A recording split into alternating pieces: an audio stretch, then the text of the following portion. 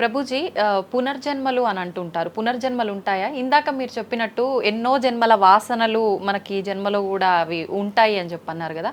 ఆ వాసనలకు సంబంధించిన ఆ లైఫ్‌ని మళ్ళీ ఈ జన్మలో మనం అనుభవిస్తామా? తప్పకుండా. హ్మ్. మీరు అంతెందుకండి, మీరే ఎన్నో సార్లు మీ జీవితంలో కొంతమందిని కలిసుంటారు. వాళ్ళు చెప్తారు, ఇది ఈ జన్మలోంచి కాదు, పక్కా వీడి పోయిన జన్మలోదే ఈ ఈ లక్షణం. ఎందుకంటే చాలామంది అంటారు, మా ఇంట్లో ఎవ్వరండి ఇలా ఉండరండి, కానీ వీడికొక్కటే ఈ గుణం వచ్చింది అవును. అని అంటూ ఉంటారు. మనం చాలాసార్లు చూస్తాం, చిన్న పిల్లలకి వాళ్ళకి మనకు నేర్పించకుండానే ఒక టాలెంట్ వచ్చేస్తుంది. వాళ్ళు ఆ విధంగా నేను మొన్న బృందావనం వెళ్ళినప్పుడు మేము చూసాం, అక్కడ చిన్న పిల్లవాడండి, నాకు తెలిసి 3-4 సంవత్సరాలు ఉంటాయి, 250 కంటే ఎక్కువ ట్యూన్లలో హరే కృష్ణ మంత్రాన్ని పాడుతున్నాడు ఆయన. వాళ్ళ పేరెంట్స్ని అడిగాం, అయ్యా ఎలా నచ్చింది? ప్రభుజీ మేమేం తెలియదు ప్రభుజీ, చిన్నప్పటి నుంచి హార్మోనియం దగ్గరికి వెళ్ళి టిక్ టిక్ టిక్ టిక్ అనేవాడు, వాడే పాడుతున్నాడు, వాడికి మొత్తం హార్మోనియం ఎవ్వరు నేర్పించలేదు, వాడంతా వాడే పాడుతున్నాడు అని. అలా ఎన్నో. మీరు డాక్టర్ ఐన్ స్టీవెన్సన్, మీరందరూ ఇంటర్నెట్ ఉంది కదా, మీ అందరికి ఫోన్లు ఉన్నాయి కదా, డాక్టర్ ఐన్ స్టీవెన్సన్ అని నొక్కండి. 2500 కంటే ఎక్కువ కేసుల పైన ఆయన రీసెర్చ్ చేశారు. రీఇన్కార్నేషన్, పునర్జన్మ కలిగిన కేసెస్లో అనమాట. కాబట్టి మీరు జస్ట్ రీఇన్కార్నేషన్ కేసెస్ అని మీరు యూట్యూబ్లో టైప్ చేస్తే ఎన్నో వస్తాయి మీకు. కాబట్టి పునర్జన్మ ఉన్నది. పునర్జన్మ సిద్ధాంతాన్ని ప్రస్తావన చేసి వాటిని నమ్మకం ఉన్న వాళ్ళే సనాతన ధర్మానికి సంబంధించిన వాళ్ళు అనమాట. కాబట్టి ఏది కూడా మనకి స్పాంటేనియస్గా రాదు, అంతా కూడా కర్మ. What ever we do that comes around అనమాట. కాబట్టి ఈ పునర్జన్మ సిద్ధాంతం అనేది తప్పకుండా ఉన్నది. పునర్జన్మ ఉంటుంది. జన్మాంతరాల వాసనలు అనేవి ఉంటాయి. ఎప్పుడైతే మనం ఆధ్యాత్మిక సాధన, ఎప్పుడైతే మనం భగవద్భక్తి చేస్తామో ఆ వాసనలన్నీ కూడా తొలగిపోతాయి. మనం చక్కగా మంచి ధార్మికమైన వ్యక్తిలా మనం మళ్ళీ మారచ్చు అనమాట. ప్రభుజీ, పునర్జన్మ ఉంటుంది అని అనుకున్నాం మనం. అయితే పునర్జన్మ అంటే అంతకుముందు జన్మకు సంబంధించిన పాపం పుణ్యం ప్రతి ఒక్క దాని ప్రభావం ఈ జన్మలో ఉంటుందంటారా ప్రభుజీ? తప్పకుండా. చాలా మంది అంటారు, ప్రభుజీ వాళ్ళు ఇంత పిచ్చి వాళ్ళు కానీ ఇంత ఆనందం ఎందుకు వస్తుంది అని అంటే, వాళ్ళు గత జన్మలో చేసిన పుణ్యం ఇప్పుడు వాళ్ళకి వస్తుంది, ఈ జన్మలో చేసే పాపం మళ్ళీ వస్తుంది. ఎవరు కూడా ఎస్కేప్ అవ్వలేరండి. ఇప్పుడు మీరు అనుకుంటున్నారు మనం బాధపడుతున్నాం, గత జన్మలో చేసిన పాపాన్ని ఇప్పుడు మనం అనుభవిస్తున్నాం, ఇప్పుడు మేము మంచి వాళ్ళం ప్రభుజీ, మీకు కూడా వస్తుంది ఆ ఛాన్స్. కాబట్టి ఈ కర్మ సిస్టమ్ ఏదైతే భగవంతుడు ఇది చేశారో దాని నుంచి ఎవ్వరు ఎస్కేప్ కాలేరు. ఆయన సిస్టమ్ చాలా పక్కా. ఇక్కడుండే మనం అప్పుడప్పుడు ట్రాఫిక్ సిగ్నల్ని దాటేసి ట్రాఫిక్ పోలీస్ నుంచి ఎస్కేప్ అవ్వచ్చు, కానీ భగవంతుడి యొక్క రేడార్ నుంచి ఎస్కేప్ అవ్వలేదన్నమాట. ఎందుకంటే ఆయన హృదయంలో ఉండే కదా అన్ని నోట్ డౌన్ చేసుకునేది. కాబట్టి తప్పకుండా గత జన్మ పుణ్యము, గత జన్మ పాప ఫలితాలు ఈ జన్మలో అనుభవించాల్సిందే. చాలా మంది మమ్మల్ని అడుగుతారు, ప్రభుజీ నరకానికి తీసుకెళ్తారు కదా. ఆ నరకానికి తీసుకెళ్తారు, మరి నరకంలోనే అంత అయిపోగొడితే మళ్ళీ ఈ జన్మలో ఇవ్వటం ఎందుకు? ఇన్స్టాల్మెంట్లో వస్తాయి, ఈఎంఐస్ కింద కట్టాల్సి వస్తుంది అనమాట మన ఫలితాన్ని. కొద్దిగా నరకంలో, కొద్దిగా ఈ జన్మలో, మళ్ళీ వచ్చే జన్మ.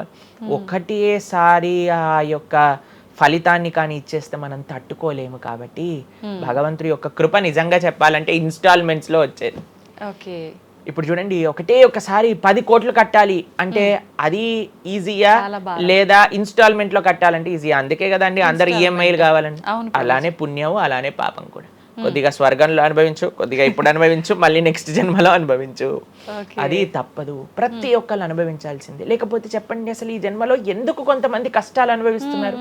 కొంతమందికి పుట్టుక నుంచే కష్టం వస్తుంది, కొంతమంది కొన్ని డిఫెక్ట్స్ తో పుడతారు. ఎందుకు? If God is equal to everybody, then why did God create different people differently అని అంటే, భగవంతుడు తయారు చేయలే, భగవంతుడు ఇనిషియేట్ చేశారు ఆ సిస్టమ్ని. దాంట్లో మనం ఏ విధంగా చేస్తే ఆ కర్మ ద్వారా అలా మనం పుట్టవలసి వస్తుంది. కానీ మనము పాస్ట్ గురించి చింత, ఏయో ఎన్ని పాపాలు చేశానో నాకు ఇది వస్తుంది, దీని గురించి చింత చేయకండి. అయ్యా నేను ఫ్యూచర్లో ఇది చేసి నేను ఇలా చేయబోతుంది, దాని గురించి ఇప్పుడు నీ దగ్గర సమయం ఉంటే నువ్వు ఇప్పుడు ధర్మాచరణ చెయ్యి, ఇప్పుడు భగవంతుడిని ఆశ్రయించు, ఇప్పుడు ధార్మికంగా ఉండు. భగవంతుడు దీన్ని రెండింటినీ తీసేస్తారా, ఆయన యొక్క లోకానికి మనం వెళ్ళవచ్చు. కాబట్టి భగవంతుడు అదే చెప్పారు, సర్వధర్మాన్ పరిత్యజ్య మామేకం శరణం వ్రజ అహం త్వాం సర్వ పాపేభ్యో మోక్షయిష్యామి మా శుచ. ఇది భగవంతుడు ఇచ్చిన ఒక ఆశ్వాసన భగవద్గీతలో. అన్నిటినీ వదిలిపెట్టేసాయి, అన్ని రకాల చెడు వస్తువుల్ని, అన్ని రకాల మంచి, నువ్వు నాకు శరణు వేరు, నేను నీ పాప పుణ్యాలు మొత్తం తీసేస్తాను. యద్గత్వా న నివర్ధంతే తద్ధామ పరమం మమ. భగవంతుడి దగ్గర నుంచి చేరుకున్నాం అనుకోండి, మళ్ళీ ఈ ప్రపంచంలో ఈ యొక్క కష్టాలు ఉండే ఈ నేలపైన మళ్ళీ రావాల్సిన అవసరం లేదు. స్వామితో బ్రహ్మాండంగా స్వామి యొక్క సేవలో సుఖంగా ఉండొచ్చు మనం. ఓకే. అయితే ప్రభుజీ చాలా మంది చెప్తుంటారు, అన్ని అనుభవించండి తప్పదు అన్నప్పుడు ఎందుకు భగవంతుని ఆరాధన చెయ్యాలి అని. వాళ్ళందరికీ ఇది మంచి సమాధానం ప్రభుజీ. నిజంగా చాలా మంది ఇదే అంటుంటారు. అంతే కదండి. ఎంత భగవంతుని ఆరాధించినా ఈ కష్టాలు తప్పట్లేదు, అసలు లైఫ్ ఏం చేంజ్ అవ్వట్లేదు, మనశ్శాంతి లేదు, ఎందుకు అసలు ఆరాధించాలని చెప్పి అసలు భగవంతుని పూజించడం కూడా మానేస్తుంటారు. మళ్ళీ ఇప్పుడు ఆపేస్తే మళ్ళీ నెక్స్ట్ ఏంటి అని ఆలోచన చేయాలి. కాబట్టి ఇప్పుడుండే వాటితో మనం ఇది చేసామనుకోండి, ఇంత ధర్మాచరణ కూడా ఆపేశారనుకోండి, ఇంకా ఆ పుణ్య పాప ఖాతాలు అలానే పెరిగిపోతూ ఉంటాయి. కానీ చివరికి వచ్చేది ఈ ప్రపంచంలోకే కదా. కాబట్టి మనకి చెడు చేయటం పనికిరాదు, కేవలం మంచి చేయటం కూడా పనికిరాదు. భగవద్భక్తి అన్నిటికంటే టాప్ మోస్ట్. కాబట్టి మనం ధార్మికంగా ఎంత భగవద్భక్తితో ఉంటే అది మనకి అంత మంచిది. ఓకే ప్రభుజీ, కర్మ సిద్ధాంతం అన్నారు కదా, అసలు కర్మ సిద్ధాంతం అంటే ఏంటి ప్రభుజీ? ఏం చెప్తోంది అసలు? మనం చెయ్యంది మనకి రాదు, మనం చేసింది తప్పకుండా మనకు వస్తుంది. ఇదే కర్మ సిద్ధాంతం. Every action has equal and opposite reaction. Okay okay. ఇలా అయితే ఈ లా ఉందో అదే కర్మ సిద్ధాంతం. అంటే నువ్వు చేసింది ఏదైనా సరే ఆ యొక్క ఫలితం నుంచి తప్పించుకోలేవు. తర్వాత ఏదైతే నువ్వు చేసావో దాని నుంచి తప్పించుకోలేవు. మంచైనా చెడైనా, మొన్న అయింది నీకు ఈ రోజు వస్తుంది, ఈ రోజు చేసిన దానికి రేపు వస్తుంది. ఇదే కర్మ సిద్ధాంతం అంటే. కాబట్టి ఎప్పుడు ఇది మన మనసులో ఉండాలి. అరే ఈ రోజు నాకు ఏదైనా బాధ ఉంటే నేను ఏదో చేశానేమో, కాబట్టి ఏదో చేశాము అయిపోయింది, ఈ రోజు ఈ కష్టం వచ్చింది, కృష్ణ నువ్వు నాకు శక్తినివ్వు ఈ కష్టాన్ని ఎదుర్కోవడానికి. ఇప్పటి నుంచి నేను ఇలానే మంచిగా ఉంటాను, ఎప్పుడూ అధర్మం వైపు వెళ్లకుండా ఉంటాను, స్వామి నువ్వే రక్ష అని ఆ ధర్మ చింతన ముందుకు తీసుకెళ్ళటం. ఇప్పుడు కానీ మనం ఆ ధర్మ సంకల్పం చేసుకుంటండి, రేపటి రోజున మరి చాలా మంది అంటే రేపు ఎవరు చూసారో లేదో, అయ్యా రేపు ఎవరు చూసారో లేదో అని కానీ మీ పిల్లవాడు చెప్పి నేను ఇప్పుడు కష్టపడను, రేపు నాకు ర్యాంక్ వచ్చాక నాకు ప్లేస్మెంట్ వస్తుందో లేదో నాకేం గ్యారంటీ ఉంది కాబట్టి నేను చదవను అన్నాడు అనుకోండి, ఏం చెప్తారు మీరు? నాన్న నువ్వు ప్లేస్మెంట్ గురించి బాధపడకు, ఫస్ట్ నీ కర్తవ్యం చదవటం నువ్వు చదువు, దాని తర్వాత నీకు వస్తుంది, నీ జీవితం సెటిల్ అవుతుంది. అంతే కదండి. మనం కూడా లేదు రేపు ప్రొద్దున ఎవరు చూసారు స్వర్గాన్ని నరకాన్ని కాబట్టి నేను ఇప్పుడు ధర్మాచరణ చెయ్యను అని అంటే మీ పిల్లవాళ్ళు కూడా ఎక్కడైతే చదవను అని అంటారో అలానే మనం కూడా తయారవుతాం. చాలా మంది అండి పెద్దవాళ్ళు పిల్లలకి మాత్రం మంచి నీతులు చెప్తారు, కానీ వాళ్ళ దగ్గరకు వచ్చేసరికి వాళ్ళు ఆచరించడానికి రెడీగా ఉండరు అనమాట. కాబట్టి మీరు ఒక్క విషయాన్ని ఆలోచించండి, మీరు ఏం చెప్తున్నారో అది మీరు ఫాలో అవుతున్నారా? పెద్దలు ఫాలో అవుతేనే అది పిల్లలు ఆచరిస్తారు, లేకపోతే ఆచరించరు. పిల్లలకి స్కూల్ ఎలానో మనకి భగవంతుడి యొక్క సృష్టి చేసిన ఈ ధర్మం అలాంటిది. కాబట్టి ఈ రెండిట్లో మనం చాలా జాగ్రత్తగా ఉండాలి. ప్రభుజీ చాలా మంది ఏ పని చేయాలన్నా కూడా ముందు వెనక ఆలోచించి ప్రతిదీ జ్యోతిష్యాన్ని పట్టి దాని ప్రకారంగానే పనులు చేస్తూ ఉంటారు. నిజంగా జ్యోతిష్యాన్ని నమ్మొచ్చు అంటారా? జ్యోతిష్యం 100% కరెక్టే, కానీ జ్యోతిష్యాన్ని నువ్వెంత సీరియస్గా తీసుకోవాలి అది ఆలోచించాల్సిన విషయం. జ్యోతిష్య శాస్త్రం అది, శాస్త్రం ఎప్పుడూ కూడా కరెక్టే, కానీ మనకి ఎంత అవసరం అది. ప్రతిరోజు ప్రొద్దున లేవంగానే రాశి ఫలాలు ఏమైపోయాయి అని కొంతమంది చదువుతూ ఉంటారు. ప్రతి చిన్న విషయానికి ఈ రోజు ఏమైంది, ఈ రోజు ఎలా ఉంది, ఆ రోజు ఎలా ఉంది, సండే పేపర్లో వచ్చింది ఇంకా ఈ వారం ఎలా ఉండబోతుంది, ఇవన్నీ నీకు అవసరం లేదయ్యా. నువ్వు ధర్మాచరణ చెయ్యి, భగవంతుడి పట్ల నమ్మకం పెట్టుకో, ఆయన చూసుకుంటాడు. భక్తులు ఎవరు కూడా అలాంటి విషయాలని సీరియస్గా తీసుకోరండి. ఎందుకంటే బృందావనంలో ఒక భక్తులు ఉన్నారనమాట, ఆయన అంటారు మొత్తం అన్ని గ్రహాలు నీకు అనుకూలంగా ఉండి నువ్వు కృష్ణ భక్తుడివి కానీ అవ్వకపోతే అన్ని గ్రహాలు అనుకూలంగా ఉండి నీకేం లాభం. తర్వాత అంటాడు అన్ని గ్రహాలు ప్రతికూలంగా ఉండి కానీ నువ్వు కృష్ణ భక్తుడు అయితే ఏవి నిన్ను ఏం చేయలేవు. ఎందుకంటే భగవంతుడు అలాంటి రక్షణ ఇస్తాడనమాట. భగవంతుడి దగ్గర ఆ శక్తి ఉన్నది. కాబట్టి మనము దేన్ని ఎంత సీరియస్గా తీసుకోవాలి, మనకి కావాల్సినది ఆధ్యాత్మికత, భక్తి. భగవంతుడి గురించి విన్నామా, భాగవత రామాయణాదులు శ్రవణం చేశామా, స్వామికి ఆరాధన చేసుకున్నామా, ఆలయానికి వెళ్ళామా, గోసేవ చేశామా, ధార్మికంగా ఉన్నామా, ఎవరికి ఏం చెడు చేయలేదా, మంచి అందరి గురించి కూడా మంచి ఆలోచిస్తున్నామా, ఒకళ్ళతో మంచిగా మాట్లాడుతున్నామా, ఎవరికి చెడు చేయట్లేదా, ఇంతవరకు నీ ఆలోచన ఉంటే సరిపోతుందండి.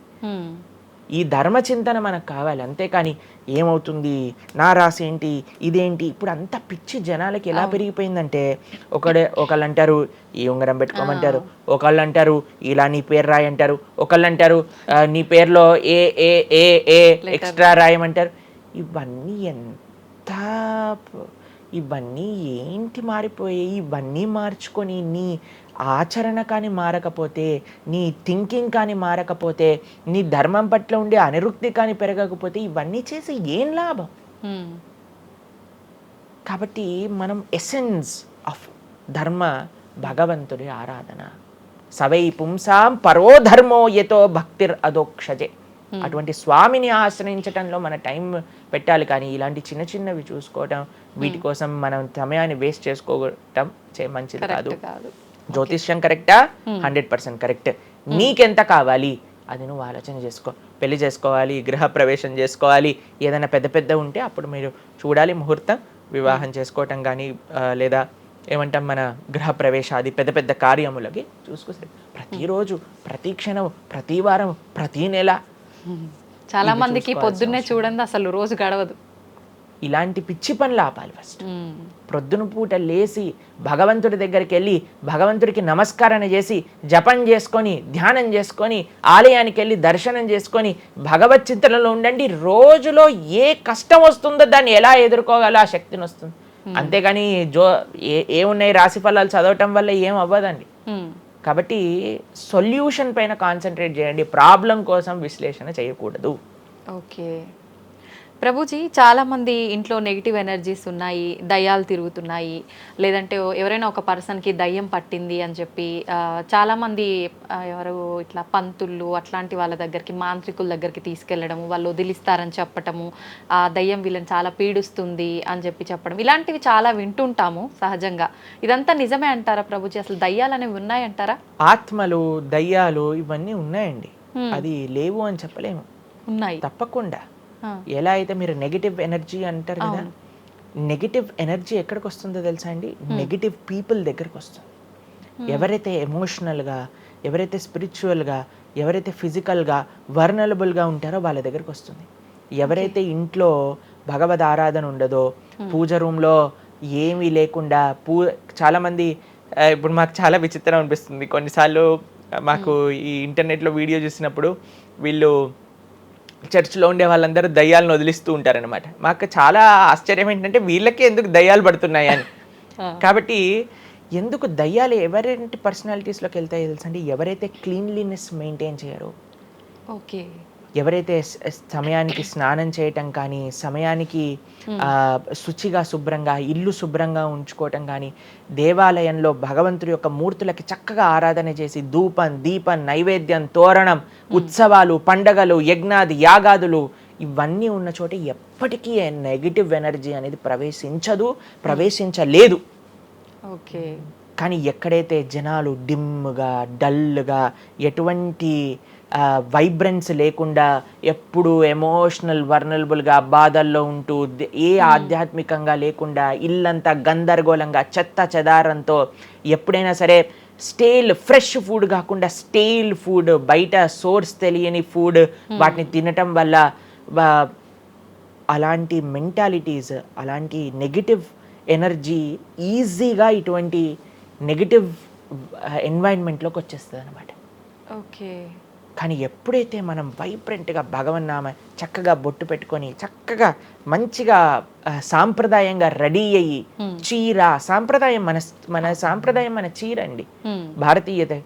మగవాళ్ళైతే ధోతి కుర్తా, ఇంతకు ముందు ఉండేది శిఖ.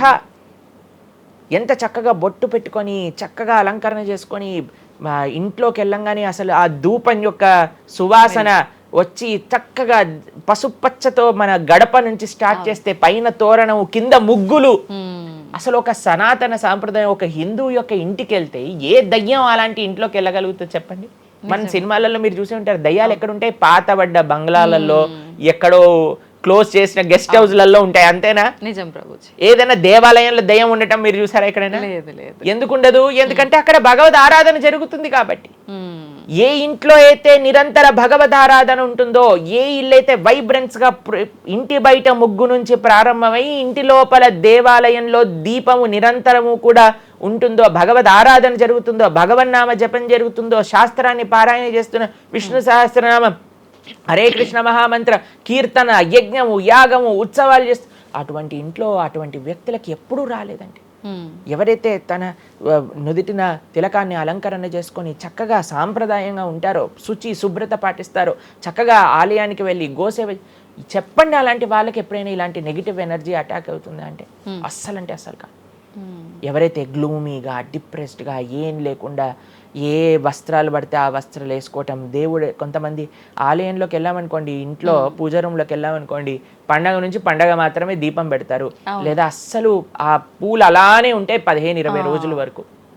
అవును ప్రభు. అలాంటి ఇంట్లలో నెగిటివ్ ఎనర్జీ రాకపోతే ఇంకేమొస్తుంది చెప్పండి.